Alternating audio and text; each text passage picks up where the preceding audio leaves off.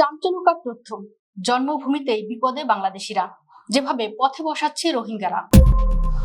অস্ত্র বা গুলি দিয়ে নয়, এবার আক্ষরিক অর্থেই নীরব আগ্রাসন চলছে বাংলাদেশের অর্থনীতির উপর।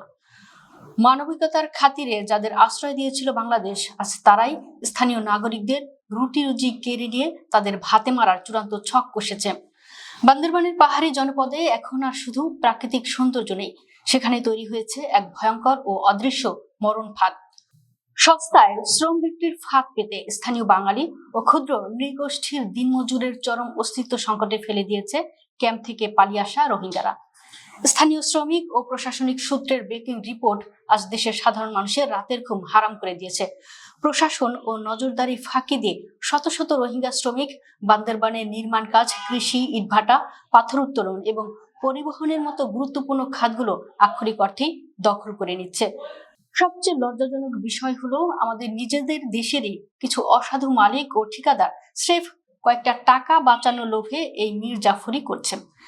স্থানীয় শ্রমিকদের দাবি, বান্দরবানে যেখানে স্থানীয়দের দৈনিক মজুরি 700 থেকে 800 টাকা, সেখানে এই অনুপ্রবেশকারী রোহিঙ্গারা মাত্র 400 থেকে 500 টাকায় হাড় ভাঙা খাটুনি খাটতে রাজি হয়ে যাচ্ছে।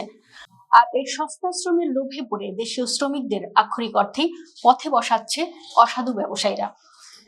এই নীরব আগ্রাসনের ফল স্থানীয়দের জন্য কতটা ভয়াবহ তা গোয়ালিয়া খোলা এলাকায় দিনমজুর মোহাম্মদ কামালের আর্তনাদে স্পষ্ট। তিনি চরম হতাশা নিয়ে জানান, আগে সপ্তাহে প্রায় প্রতিদিনই কাজ পেতাম, আর এখন রোহিঙ্গাদের কারণে 3 দিনও ঠিকমতো কাজ মেলে না। একই হাহাকার শোনা যাচ্ছে নাইখংছড়ি সহ বান্দরবানের বিভিন্ন এলাকায়। সোয়ালুক ও রেসা এলাকার ভাসমান শ্রমিকরা স্বীকার করেছেন যে তারা দীর্ঘ সময় পাহাড়ি এলাকায় লুকিয়ে থেকে ভারী কাজগুলো দখল করে নিচ্ছেন। ফলে স্থানীয়দের দৈনন্দিন আয় শূন্যের কোঠায় নেমে আসছে এবং তাদের পরিবার আজ অনাহারে দিন কাটাচ্ছে। কিভাবে এত রোহিঙ্গা ক্যাম্প ও সীমান্ত পেরিয়ে লোকালয়ে ঢুকছে? স্থানীয় প্রশাসনিক সূত্রই স্বীকার করেছে যে সীমান্ত এলাকায় জটিল ভূগোল ও যোগাযোগ বিচ্ছিন্নতার কারণে নজরদারিতে বিশাল ফাঁক ফোকর রয়ে গেছে। বিজিবি টহল থাকলেও পুরো সীমান্ত জুড়ে এই অনুপ্রবেশ ঠেকানো সম্ভব হচ্ছে না। বান্দরবানের পুলিশ সুপার নিয়মিত অভিযানের দাবি করলেও বাস্তবে চিত্র হলো, রোহিঙ্গারা এখন পাহাড়ি শ্রমবাজারের একচ্ছ নিয়ন্ত্রক হয়ে উঠেছে। মানবাধিকার কর্মী ও বিশ্লেষকরা কড়া ভাষায় সতর্ক করে বলছেন, এটি কেবল একটি স্থানীয় সমস্যা নয়, এটি বাংলাদেশের শ্রমবাজার ও জাতীয় নিরাপত্তার জন্য এক ভয়ঙ্কর অশনি সংকেত। আর যদি এই সস্তা শ্রমের লোভে রোহিঙ্গাদের প্রশ্রয় দেওয়া হয়, তবে খুব শীঘ্রই নিজ দেশেরই উদ্বাস্তু হয়ে পড়বে বাংলাদেশের খেটে খাওয়া মানুষ।